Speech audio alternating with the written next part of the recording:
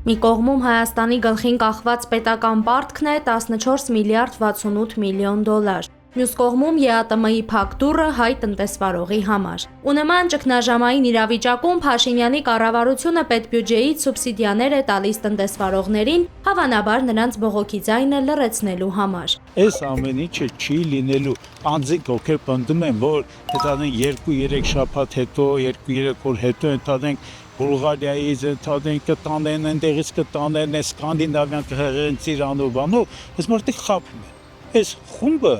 սա ստախոսների խումբ է։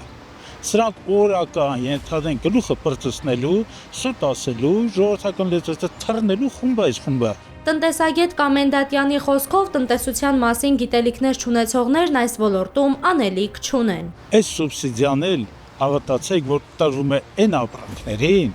որոնք արդեն առաքվել են, ետ են գալի, բայց որոնք որ չեն առաքվելու, սահմանը չեն անցնելու, դրանց հետ կապված սուբսիդիաներ չի լինելու։ Փորձագիտական հանրությունը նախազգուշացնում է, կառավարության ռեսուրսները կբավարարեն առավելագույնը 6 ամիս։ Արդեն աշնանը ֆերմերներն ու փոքր բիզնեսը կկանգնեն կոտրած տաշտակի առաջ, երբ սուբսիդիաները դադարեն, իսկ ավանդական շուկաների դռները մնան փակ։ Առնվազն 200 միլիարդ դրամի կարգի բանկերին եւ ապահովական ընկերություններին սպառնում է վտանգ, որը որ պետությունը պարտադիր պետք է օգնի այդ վտանգը չեզոքացնել։ Բաժանորդագրվեք Արմաթ մեդիայի ալիքներին սոցցանցերում, հետևեք մեզ նաև Armat Media AM կայքում։